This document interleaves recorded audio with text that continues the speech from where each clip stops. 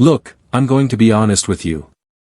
When High Commander Vrel announced we'd captured a human, I laughed. Actually laughed. Out loud. In the middle of the War Council chamber, no less. A human? I said, mandibles clicking with amusement. One of those soft, pink things. What's it going to do, bleed on us? Vrel's 3 eyes narrowed. All of them. Simultaneously. Which, let me tell you, is pretty impressive when you're trying to look intimidating. Observer Crix, he said, using my full title like I was some hatchling who'd just discovered his first exoskeleton. Perhaps you'd like to volunteer for the examination protocols. Now, here's where I should have kept my mouth shut. Should have just nodded and gone back to my data pad. But no. Not Crix the brilliant. Crix the mouthy. Sure, I said, spreading my 4 arms wide. I'll go poke it with a stick. See if it does any tricks. The council chamber went dead silent. And when I say dead silent, I mean you could hear Tlor's stomach gurgling from across the room. That's how quiet it got. Excellent, Vrel said, and I swear, I saw something like satisfaction in those beady little eyes of his. You'll begin immediately. Take it to testing chamber 7. Testing chamber 7. Let me paint you a picture here. Testing chamber 7 is where we took the Gordax champion. You know, the one who could lift 14 times his body weight and had bones made of compressed titanium. Yeah.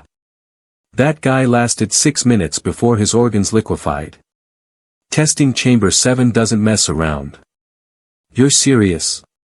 I asked, my bravado evaporating faster than water on Helios Prime. Completely, Vrel said. Dismissed. So that's how I found myself walking down corridor 12, accompanied by 4 guards who looked like they'd rather be anywhere else, heading toward the holding cells where they'd stashed our human prisoner. What's it been doing? I asked Guard Captain Morphus. He shrugged, which is pretty interesting when you've got 6 shoulders. Sitting. Sitting. Just sitting. Staring at the wall. Humming something. Humming. Yeah. Weird sounds. Up and down.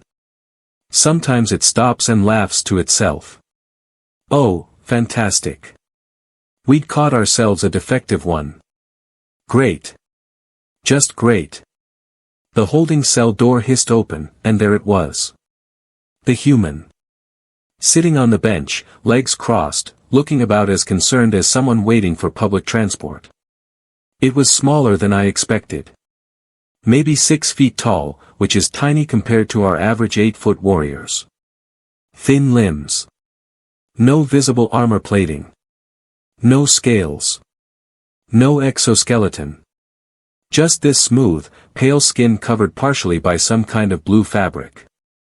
Hello, it said, looking up at me with these unnervingly forward-facing eyes.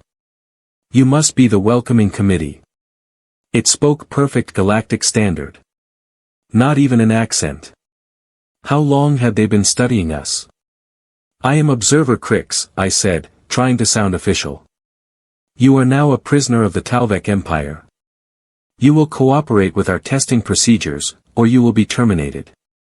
The human stood up. Slowly. Casually. Like it had all the time in the universe.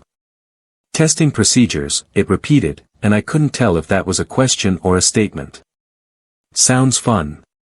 I'm Marcus, by way of introduction. Since we're apparently going to be spending time together. Your name is irrelevant, I snapped. You are specimen 4471. Ooh, dehumanizing designation, Marcus said, nodding thoughtfully. Classic villain move. I appreciate the commitment to the aesthetic. Was it making fun of me? It was definitely making fun of me. Follow, I ordered, turning sharply. Any deviation from the prescribed route will result in immediate neural shock. Neural shock. Got it. Stay in line. Don't make any sudden moves. Jazz hands probably off the table. I had no idea what jazz hands were, but I wasn't about to ask. The walk to testing chamber 7 took approximately 12 minutes. 12 minutes of Marcus humming that same weird melody and occasionally making observations about our ship's architecture. Interesting structural supports there. Titanium alloy. That's classified. Right. Classified. Of course. What about the lighting? That's a bioluminescent system, isn't it? Efficient. I'll give you that. Stop talking. Stopping talking. Mouth is closed. Silent as whatever the quiet things are in your culture. We'd say mouse, but you probably don't have mice. We didn't have mice. I'd look them up later. Horrifying little creatures. Testing Chamber 7's entrance required 3 separate security clearances and a bioscan. The door was 18 inches of reinforced durasteel, designed to contain gravitational anomalies. When it opened, Marcus peered inside with what looked like genuine curiosity. Spacious, he said. Good acoustics, I bet. The chamber was a perfect cube, 60 feet on each side. White walls. White floor. White ceiling. In the center sat a chair with restraints designed to hold beings of virtually any physiological configuration. Sit, I commanded. Marcus walked to the chair, examined it from several angles, then sat down without protest. He even helped fasten the restraints. So, he said conversationally as I activated the monitoring systems. What's the game plan here? Physical endurance. Psychological torture. Interpretive dance competition. I pulled up the testing protocol on my pad. We're going to determine the limits of human durability. Pain threshold, regenerative capabilities, mental resilience, breaking point. Breaking point, Marcus repeated. That's ominous. You should be terrified, I said, initiating the first sequence. Should I? He asked. Because, and I'm just being honest here, I'm really not. The first test was simple. Temperature manipulation. We started at a comfortable 72 degrees and began dropping it. 1 degree every 5 seconds. Most species started showing distress around 45 degrees. 30 degrees. 20 degrees. 10 degrees. Marcus sat there, completely calm, watching me with those unsettling eyes. How are you feeling? I asked, because the readings didn't make sense. Little chilly, he admitted. But I grew up in Wisconsin. This is basically autumn. I had no idea what Wisconsin was. We dropped it to -10. -20. -40. Okay, that's actually cold, Marcus said, and I noticed his skin had developed these tiny bumps all over. Some kind of defense mechanism. But I've been in walk-in freezers colder than this. For work. Not as a prisoner, obviously. Different context. At -60, I stopped the test. This wasn't working. Fine, I said, adjusting the protocols. Let's try heat. We cranked it up. 80 degrees. 90. 100. Most beings started showing severe heat stress at 120. 130 degrees. Marcus's face had gotten shiny. Wet. Some kind of secretion. You're leaking, I observed. It's called sweating, he said. Temperature regulation. We're kind of good at that. 150 degrees. This is uncomfortable, Marcus admitted. I won't lie. This is not pleasant.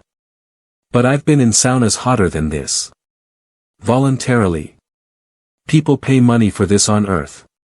I stopped that test too. Physical trauma, I decided, pulling up the kinetic protocols. Oh good, Marcus said. I was wondering when we'd get to the hitting. The chamber's wall panel opened, revealing a pneumatic striking arm. It was designed to deliver impacts of precisely calibrated force. We'd start low and work our way up. The arm swung out, struck Marcus in the shoulder with enough force to bruise most species. He rocked slightly in the chair. Ow. That was it. Just, ow. I increased the force. The arm struck again, harder. Okay, that one hurt. Again. Harder. Yeah, not a fan of this one. I cranked it to maximum force. The kind of impact that had shattered Gordax's shoulder blade. The arm struck. Marcus grunted. His shoulder was definitely bruising now, the skin turning purple. But he didn't scream. Didn't beg. Just sat there, looking at me with this expression that I can only describe as mildly annoyed. Is this it? He asked. Is this what? The big scary test. The thing that's supposed to break me. Because, and again, just being honest, I've had worse injuries playing football. What is football? Sport. You run at each other. It's fantastic. I deactivated the striking arm and pulled up the next protocol. Chemical exposure. Surely this would work. We're going to introduce an aerosol mixture, I informed him. It contains compounds known to cause severe respiratory distress in 98% of known species. Neat, Marcus said. The vents hissed. Purple gas began filling the chamber. Marcus coughed. Once. Twice. Then he stopped coughing. This smells like pepper spray, he said, his voice slightly hoarse. Got hit with pepper spray once. At a protest. This is actually less intense. I checked the readings. The gas concentration was at maximum levels. It should have been incapacitating him. But his vitals, his stress markers, everything was just slightly elevated. Uncomfortable, but nowhere near critical. How? I demanded, my voice rising. How are you doing this? Marcus shrugged as much as the restraints allowed. Doing what? Existing? Breathing? I'm not trying to be difficult. This just isn't that bad. I ran 6 more tests. Sonic assault. Gravitational pressure. Electromagnetic disruption. Neural inhibitor fields. Sensory deprivation. Sensory overload. Every single one, Marcus endured with varying degrees of discomfort but zero catastrophic failure. 4 hours into testing, I was staring at my data pad in complete disbelief. I don't understand, I said, more to myself than to him. Understand what? Marcus asked. He sounded tired, definitely worn down, but still conscious and coherent. You should be broken by now. Any of these tests should have broken you. We designed them based on the tolerances of the strongest species we've encountered. You're not strong. You're not armored. You have no natural defenses. You should be a puddle on the floor. Marcus was quiet for a moment. Then he started laughing. Not hysterical laughter. Just genuine amusement. Oh man, he said, shaking his head. You guys really don't know, do you? Know what? Humans didn't evolve to be the strongest. Or the fastest. Or the toughest. We evolved to be stubborn. We evolved to just keep going. You know what our thing is? Our biological specialty. I waited. Endurance, Marcus said. We're endurance hunters. Persistence predators. We're not supposed to be stronger than anything else. We're supposed to outlast it. You can hit me harder than anything on Earth can hit me, sure. But my ancestors chased prey for days until the prey just collapsed from exhaustion. We sweat to cool down. We regulate our temperature. We process pain differently. We're built to just keep going when everything else stops. He looked directly at me, and for the first time, I felt something that might have been fear. So yeah, he continued. Your tests hurt. They're uncomfortable. But they're designed to break the strongest specimens quickly. I'm not strong. But I promise you, I can take this for a very, very long time. The question is, how long are you willing to keep going? I stood there, data pad in hand, watching this small, soft, unimpressive creature that had just survived every protocol we designed to break the mightiest warriors in the galaxy. And Marcus smiled at me. Actually smiled. Round 2, he asked. I turned and walked out of testing chamber 7. High Commander Vrel was going to love this. 3 days later, I was still having nightmares about that smile. You look terrible, Medical Officer Prax observed, his antenna twitching with what might have been concern or amusement. Hard to tell with Prax.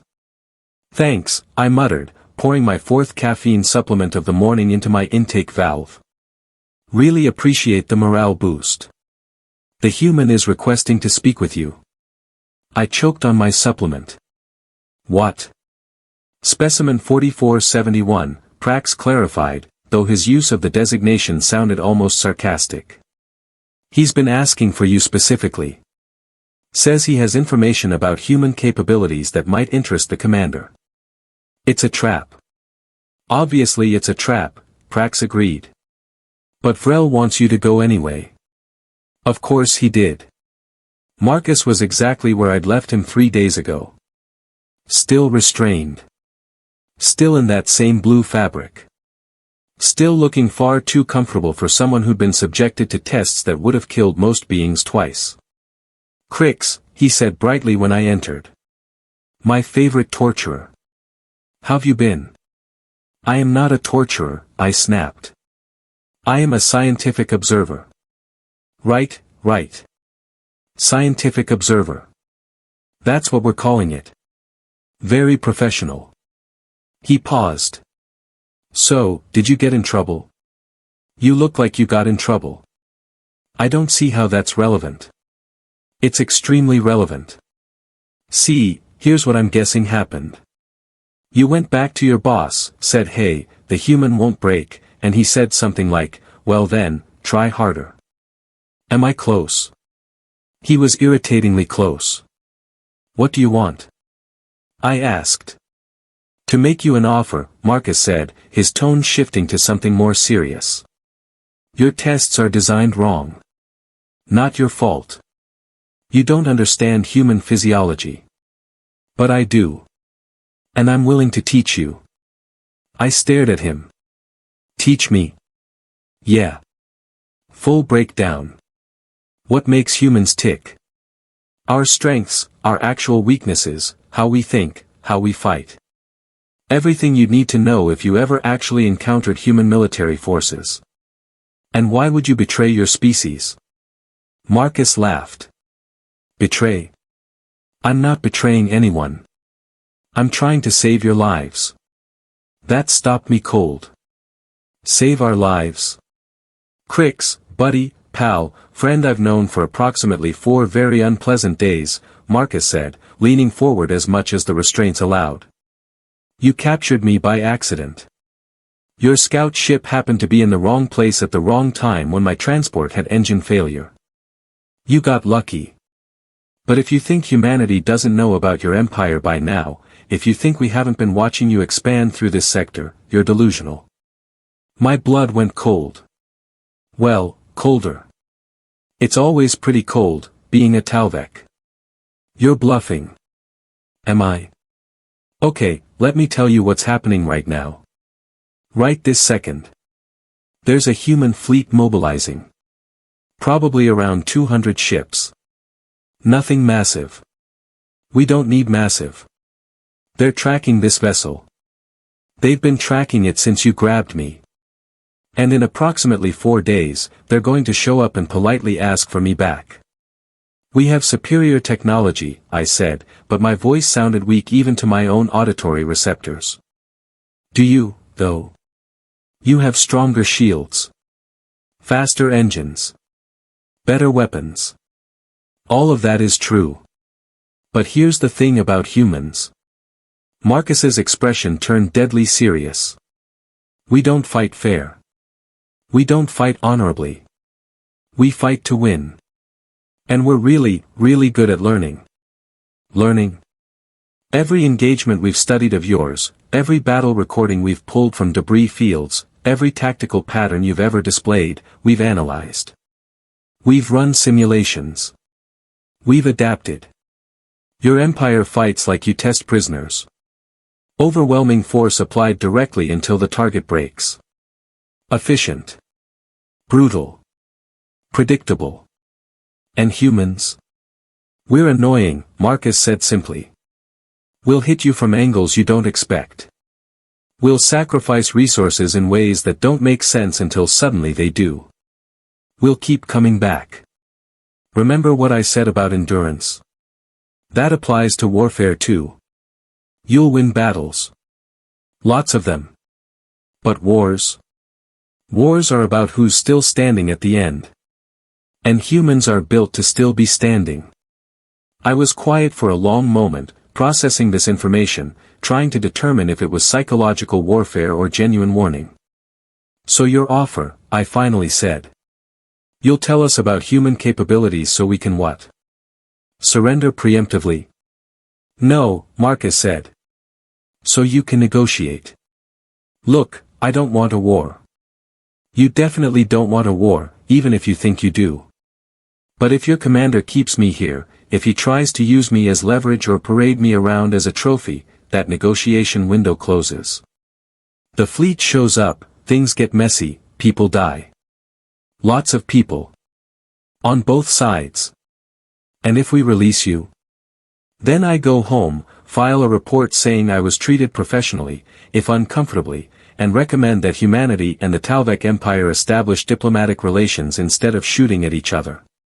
Everybody wins. It made a disturbing amount of sense. I need to speak with High Commander Vrel, I said. You do that, Marcus agreed. But Crix. One more thing. What? Those tests you ran. They hurt. They were designed to hurt. But I need you to understand something. I'm a cargo pilot. I transport supplies. I'm not a soldier. I'm not enhanced. I'm not special forces. I'm literally one of the most average humans you could have grabbed. And I took everything you had. He let that sink in. Now think about what an actual human warrior could take.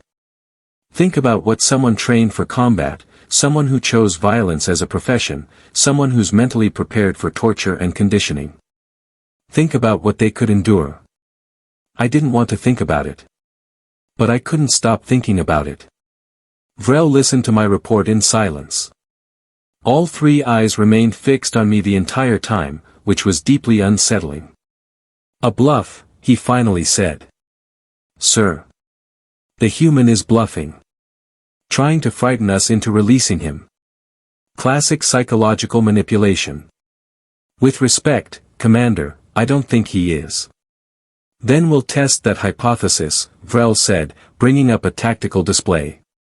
I've ordered long-range scanners to focus on the coordinates where we captured the human. If there's a fleet mobilizing, we'll detect it. 2 days passed. I couldn't sleep. Could barely eat. Just kept replaying Marcus's words in my head. We're built to still be standing. On the third day, alarms started blaring throughout the ship. Multiple contacts, Sensor Officer Jock reported, her voice climbing to panicked registers. 173 vessels. Human configuration. Entering weapons range in 14 minutes. The bridge erupted into controlled panic. Controlled being a generous descriptor. Vrel, to his credit, kept his composure. Battle stations. Raise shields. Charge all weapon systems. Prepare for combat. Commander, I said quietly. We could also answer their hail. They're hailing us? Yes, sir. Audio only. They're asking to speak with whoever's in command. Vrel considered this for approximately 3 seconds. Put them through. The voice that came through was female. Calm. Professional. Utterly devoid of emotion. Talvek vessel, this is Captain Okoye of the Human Space Navy, commanding the vessel Persistence. You are currently holding one of our citizens. We would like him back. You are in Talvek sovereign space, Vrel responded. We are within our rights to detain trespassers. Trespasser implies intent, Captain Okoye said. Our pilot experienced mechanical failure and drifted into your territory. That's not trespassing. That's bad luck. We're willing to overlook the diplomatic incident if you return him immediately. And if we refuse? Then this becomes a rescue operation instead of a retrieval. I have 173 ships under my command. You have 40. The math isn't complicated. Vrel's mandibles twitched. You would start a war over one pilot? Commander, Okoye said, and for the first time I heard something in her voice. Not anger. Not threat. Just absolute certainty. We would start a war over any human. Every single one of them. That's what you don't understand about us. We don't leave people behind. Ever. It's not tactical. It's not strategic. It's cultural. It's who we are.